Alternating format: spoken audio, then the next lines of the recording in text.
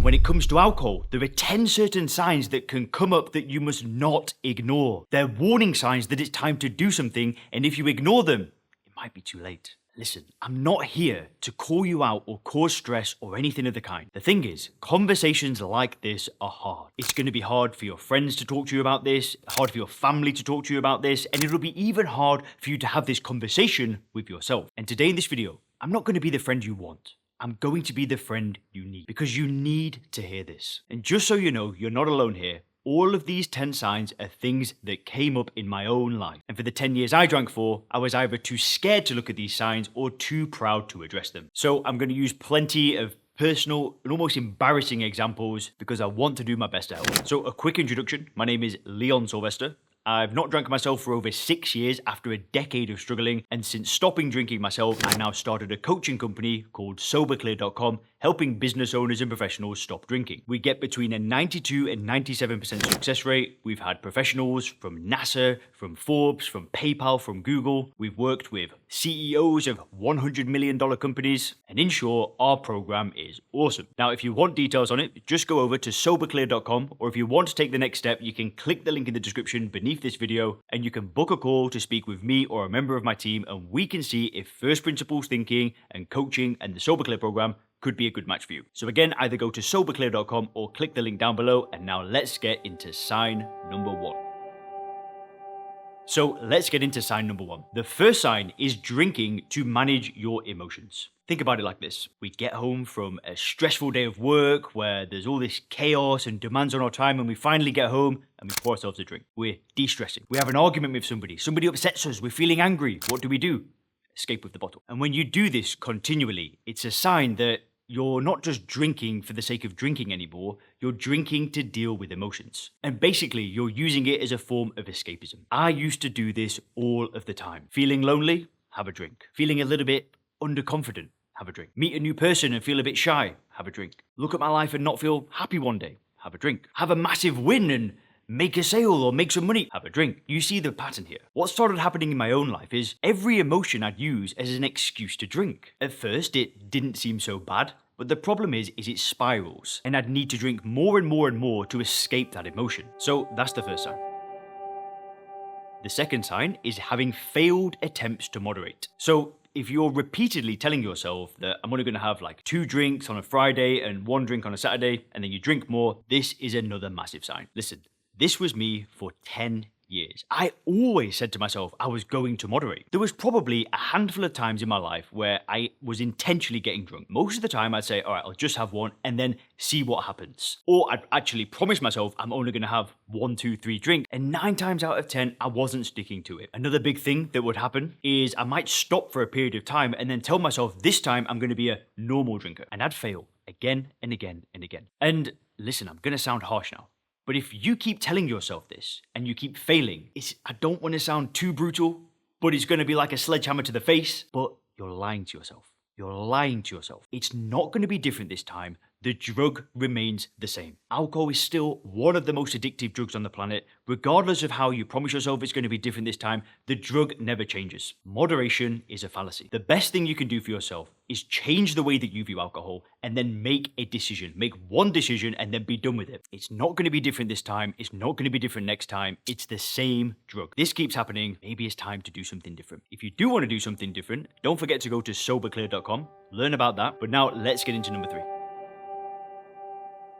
The third sign is you're starting to engage in risk-taking behavior. This might mean driving after drinking, thinking it's going to be okay. It might mean risking certain medications with alcohol. And I'm not going to sit here and list a million bad decisions that you could make, but what happens when you drink is we don't think about the consequences of what could happen later on down the line. It's all in the moment and we just want to feel good now. So for example, with drink driving, people just want to be in their own environment and get themselves home. They don't want to pull out their phone, get a taxi, go and pick the car up the next day, which is obviously the right thing to do. But when people are drunk in the moment, they don't think this far ahead. And listen, when it comes to risk-taking behavior, sometimes I don't think I should be alive. I try to keep this channel relatable. I try to keep it on topic, on alcohol. But when I was drinking, when I was growing up, I made some of the most ridiculous life choices ever. Going out drinking with criminals, with people that have just got out of jail when I was 18. Drink driving, completely blackout drunk at 3 in the morning. See, this is the thing, is that even though I was 16, I was still drinking like a lunatic. When I drank, I drank. I remember I was 16 and I had a 50cc scooter, like a moped. I don't know if other countries do that. It's like a thing in England. When you're 16, you're allowed a moped. 17, you're allowed to drive. So when I was 16, I was getting the moped. I remember driving it home so drunk. I walked in the door. It was like 2 in the morning. Woke up my mum. My mum smelled the alcohol in my breath and she had a meltdown. And damn right. I've been to Colombia when I was drinking and put myself in some incredibly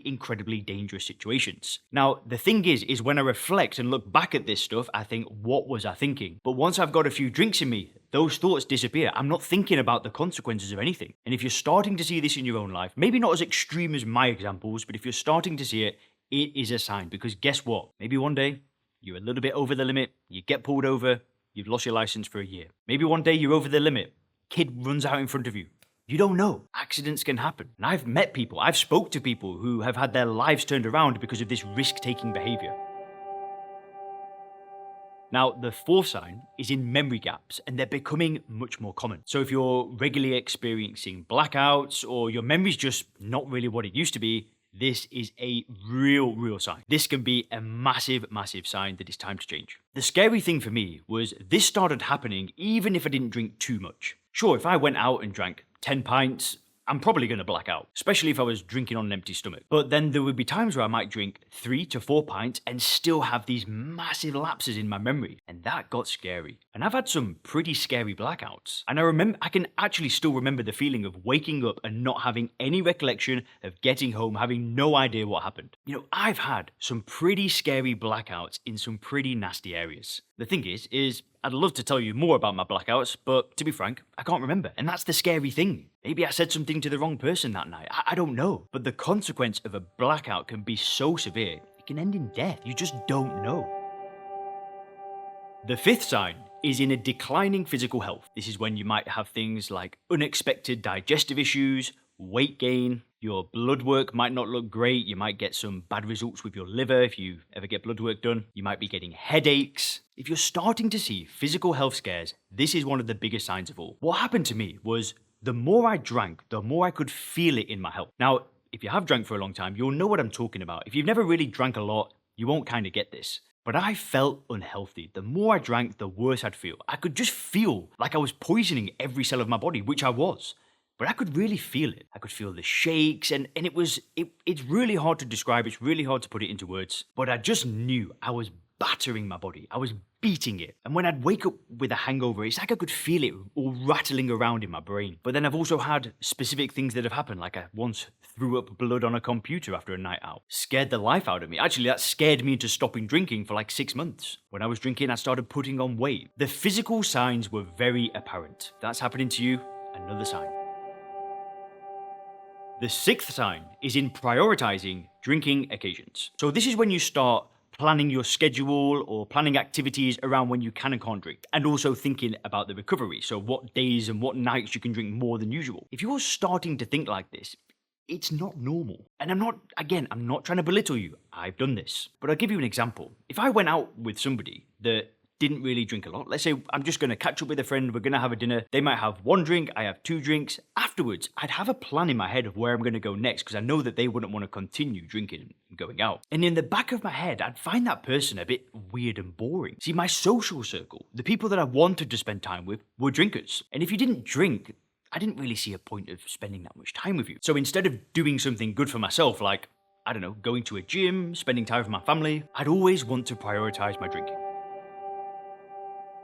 Now, the 7th sign is in the strain that happens in your relationships. Now, this is when friends, family, loved ones, maybe children, spouses, they're starting to express a concern, and you can see that it's straining your relationships. Now, this is big. When this used to happen when I drank, I would immediately get defensive. Oh, it's not that bad. I can stop any time. It's just not that bad. I don't drink that much. It's not like I'm drinking vodka in the morning. It's not like I'm like that person, like this person. It's not that bad. And I was in denial. And when people are continually coming up to me and expressing concern and I keep just brushing them off, what do you think happens? People got sick of it. My mum has been to AA for over 20 years. That's how she got sober. It wasn't how I got sober, but that's worked for her, that program. And when I used to drink, she knew that I was drinking pretty heavily. So imagine the fear. Imagine how terrified she would have been. Alcohol has destroyed romantic relationships for me. It's destroyed friendships. And listen, I'm so grateful that I stopped drinking 6 years ago because this was only getting worse. A big thing in my relationships is I'm 32 years of age, but I have an 18-year-old brother. We have a huge age difference. Now, when I was drinking, he was a lot younger, but now that I'm older, I want to set a good example to people around me, especially the younger ones. I don't want people coming up to me that love me that are worried sick about my drinking. Anyway, this actually touches my heart, this. Like, that was a big thing for me and a big motivator to stop. But if your relationships are straining, maybe it's time.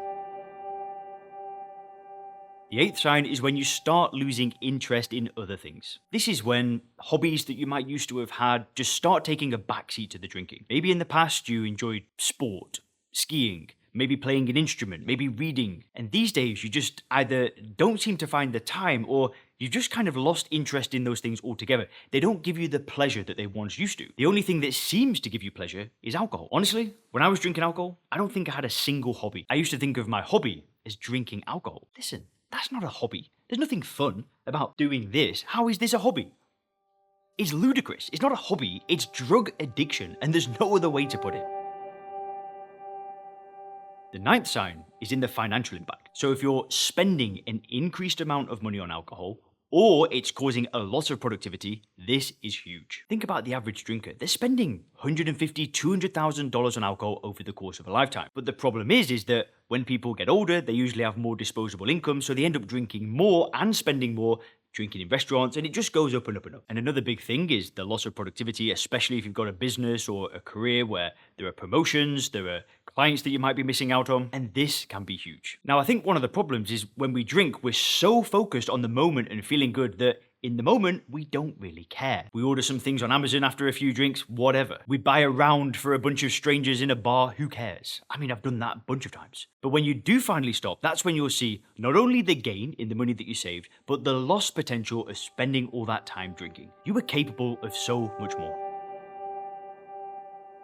And the 10th and final sign is in withdrawal symptoms. If you're experiencing shakiness, anxiety, irritability when you're not drinking, then this is one of the telltale signs that you are actually hooked. And if any of these signs are standing out to you, what can you do next? Well, my recommendation is to click the video on the screen right now to learn about a totally new method to getting in control of your drinking. This video will change the game for you.